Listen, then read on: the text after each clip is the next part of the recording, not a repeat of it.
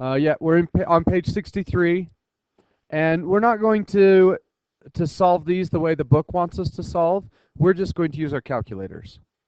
Okay, and this should be a review. Have you done substitution and elimination in the past? Probably. You should have done it last year. If not, whatever. We'll teach it to you. So turn on your calculators.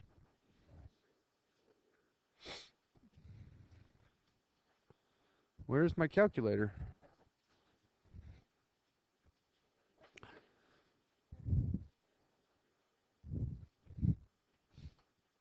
Okay, so if you have two linear equations and you want to find the intersection of those, you could solve by substitution, you could solve by elimination, you could graph them, find the intersections. We're going to use a matrix. All a matrix is a grid full of numbers that we can perform operations on, and we can solve systems of equations if we just input them into a matrix. So if you have two lines, there are three types of graphs. Either you graph the same line twice, in which case you have infinite solutions because they touch everywhere, or you have two parallel lines which never touch, or you have two lines that touch once. And this one happens most often. If you were to just randomly pick numbers for an equation and throw them in your calculator and graph them, they would probably intersect once. It's a little bit harder to make the same equation twice or two parallel lines. So, in your calculator, go to matrix, which is right here above the x raised to the -1, second matrix. And I don't know how yours works, so we'll figure it out. Okay, in matrix you see three columns. If you want to use a matrix, then you go to the name column. And you might have stuff entered in there. This calculator's blank. So if you want to use a matrix, then you go to A. If you want to do a calculation on a matrix, you go to the second column. And if you want to enter a matrix, you go to the third column. So we'll go over to Edit and hit Enter on whatever you want. And we could just use A. You don't need to use anything else. And it asks, how big is that?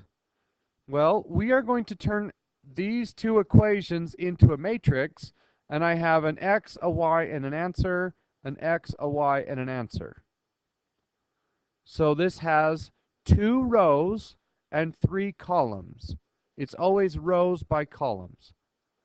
So type in 2 by 3, and then enter all that information. So we're just going to get rid of the variables. So we'll type in 2, -3, 3, -4, 6, -6. Do you see that? Just leave the variables out. Oops, that's supposed to be -3, 3, -4, 6, and -6. Oops.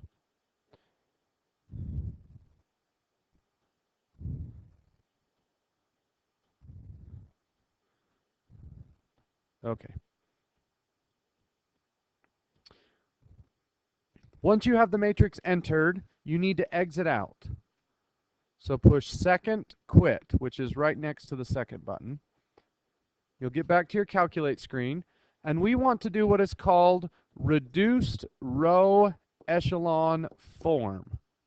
RREF, reduced row echelon form. You'll never hear me say that again. I'll just say RREF, which is not the same thing as REF. Don't do REF. Sometimes REF will work, but most of the time it won't.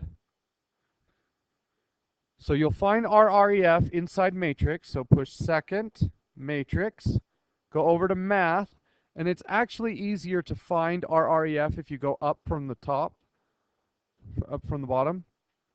So it's letter B, RREF, and now it wants to know which matrix to use. So you'll put an A or whatever matrix you decided to use in there. So go back into matrix a third time and push enter on A and close the parenthesis and then hit enter. Uh-oh, I messed something up. No, I didn't. I guess these equations are scrambled.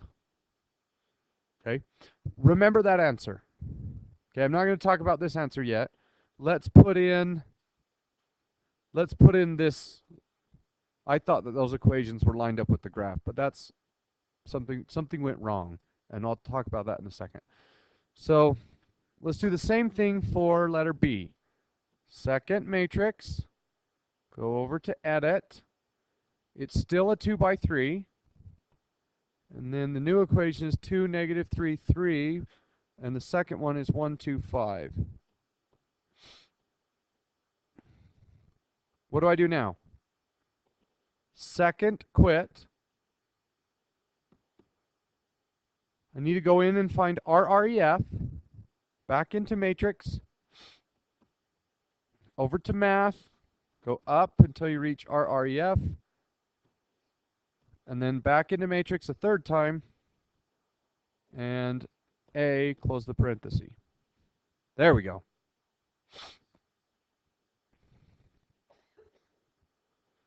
Okay. This is telling me the answers.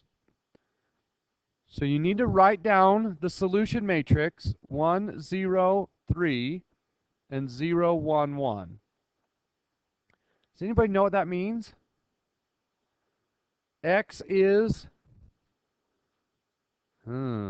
So if we think back to our equation, this was my X column, and this was my Y column, and this was my answer column, right?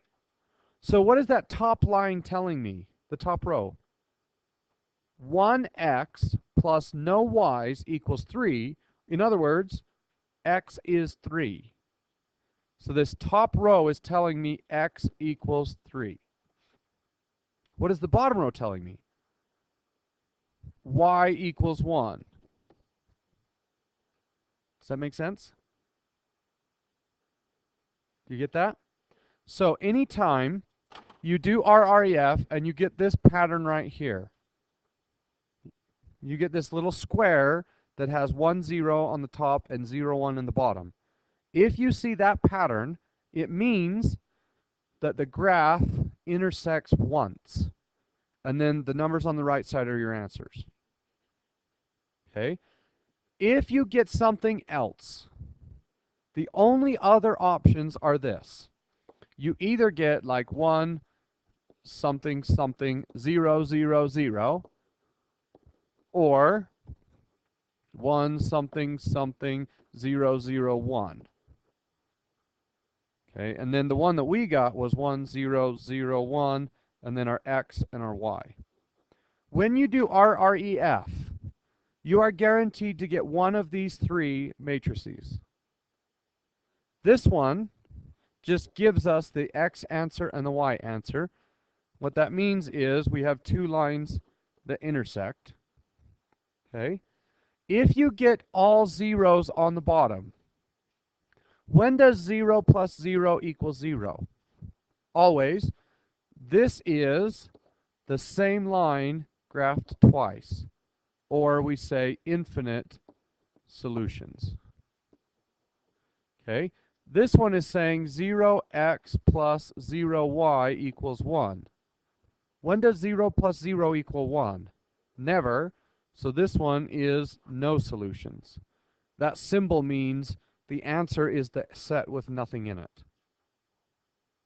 So that symbol is called the empty set. So the answer set doesn't exist. So the first thing you look for when you do RREF, look for this. That will happen most of the time. If that doesn't happen, then you either have all zeros or 0, 0, 1. If you look back on our calculator, the first time we did RREF, what is that telling me? Infinite solutions. So those two equations are actually the same. If you look at these two equations, do you notice that they're kind of the same thing? What do I need to do to the top one or the bottom one to make them the same? If I times the top by -2. Right. If I times the top by -2, then the two equations are identical. Okay? So let's type this one in. Go back into matrix. Go over to edit. And then the top equation is the same. We just need to change the bottom.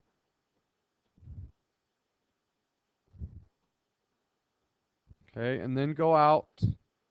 Go back in, find the RREF. Go back in, write down matrix A, and then hit enter. Did you figure out yours? Okay, I'll help you in just a second. All right. Do you want to see the easy way to do this? Once you find the RREF once, you don't need to do it again. All I have to do is go push enter, and it will redo RREF, but I have changed matrix A. So if I push enter, it's going to recalculate and change the values. So I need to write down the answer matrix 1, -1.5, 0, and 0, 0, 1. What is that telling me? No solution. So this is actually matched with that. Okay, let's look at the equations. Can you tell that those two equations are going to be parallel? What happens if I divide the bottom by -2? Almost. It's not quite the top. What's the difference? The answer is different. If I divide the bottom by -2, I get 2x minus 3y equals -3. So the slope is the same, but the y-intercept is different. So one is above the other, which means that they're parallel. Okay. Well, that should be a review of what you did last year. Now we're going to move on to 3 equation systems. If I have an equation 2x plus 3y minus 4z equals 7, that is no longer a line. What happens when I throw z into the mix? It becomes a plane.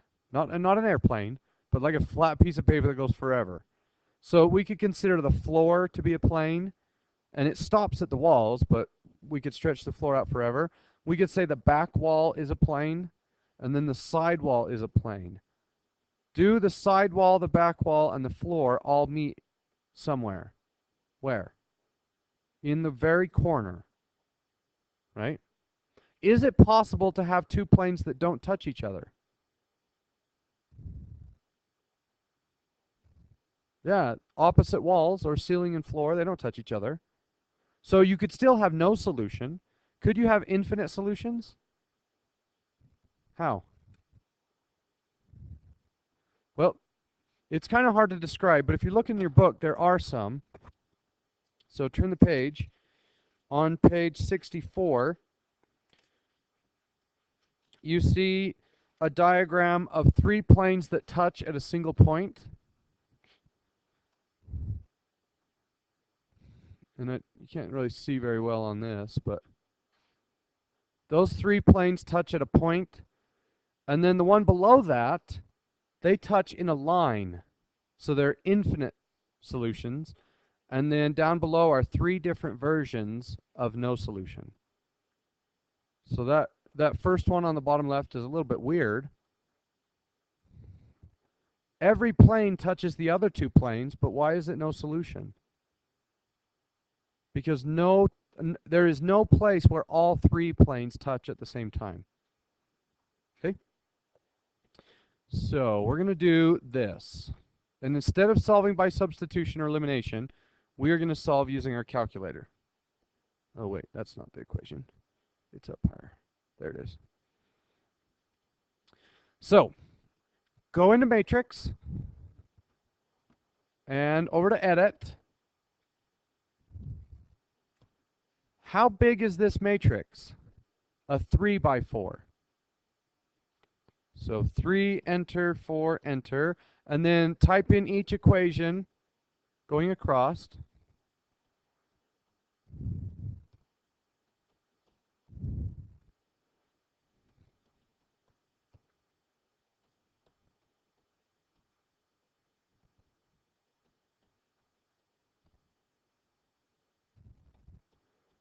Okay.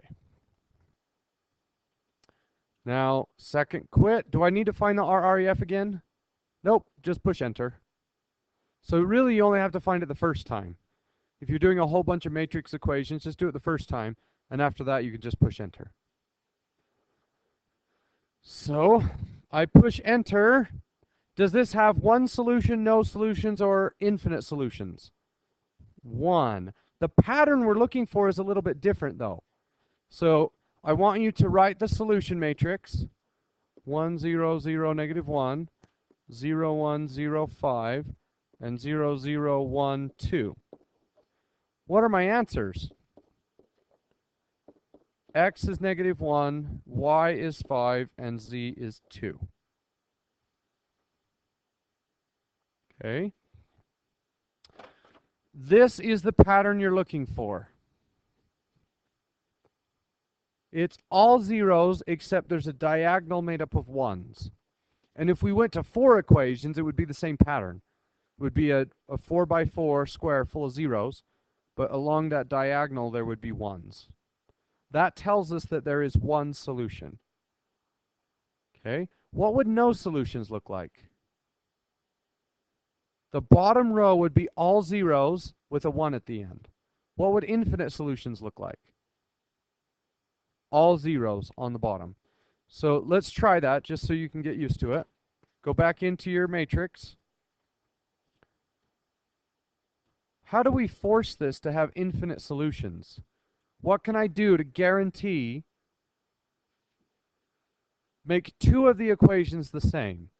So this first equation, I'm going to type in the second equation. So 2, negative 3, 5, and negative 7. Now, equation 1 and equation 2 are the same. So what I've done, instead of looking at floor, back wall, and side wall, I'm now looking at floor and back wall. Where do the floor and the back wall touch? That whole corner, right, that whole line from corner to corner on the back wall. That is infinite number. That is an infinite number of solutions. So if I exit out and I hit enter, do I have that pattern 1, 0, 0, 0, 1, 0, 0, 0, 1? No. The bottom row is all zeros. So that tells me infinite solutions. Okay, go back into matrix. How can I force this to be no solution? What can I do to make the answer no solution?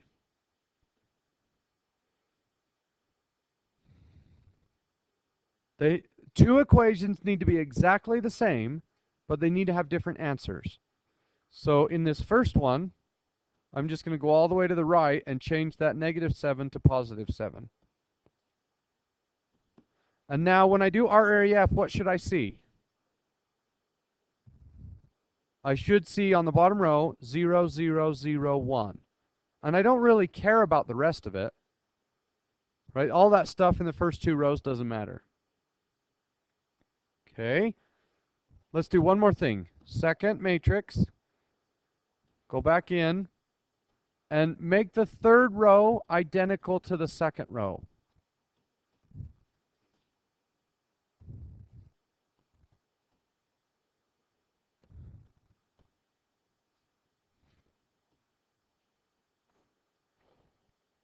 What have I done now?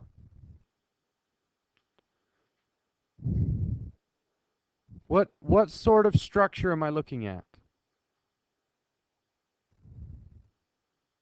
If 2 equations are exactly the same, and one is the same but has a different answer, what's that looking like?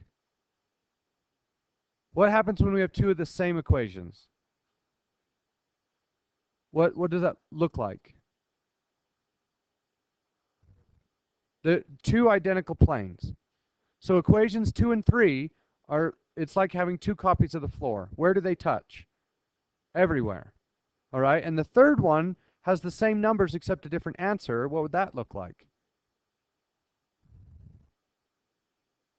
It would be the same orientation, just higher.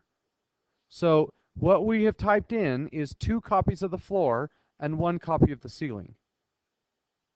And when I do RREF, watch what happens. What do you notice?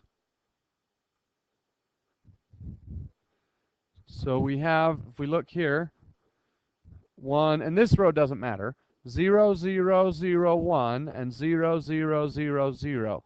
What is this telling me? Infinite. What is this one telling me? No solution. Which one wins? If we have 2 copies of the floor and 1 copy of the ceiling, where do all 3 of them touch? Nowhere. So which one wins? No solutions. Okay? So your assignment for today is going to be 1 through 28 all. So 2.4,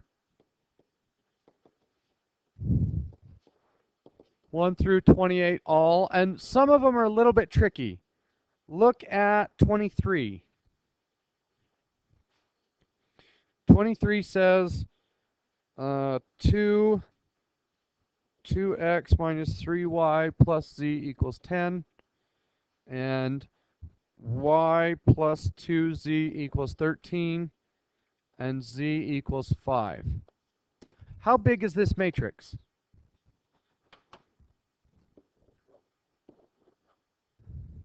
It's still 3 by 4. Okay. What is the top row going to be? 2, 3. What do I do there? What is the number in front of the z? 1. So if there's a variable with no number, we put a 1 and then 10. Oh yeah, sorry, -3. Thank you. What about the second row? No. 0. Why 0? There is no x. This column is only made up of x's, nothing else. And then this would be y, and this would be z, and this would be the answers. So 0, and then 1, 2, 13. 0, 0, 1, 5. So if a variable does not have a number, you put a 1. If a variable is not there, you put a 0. All right? Then it's a 1.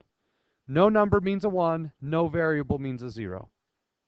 Okay? And the reason is, isn't this still true? Isn't 1y the same as y?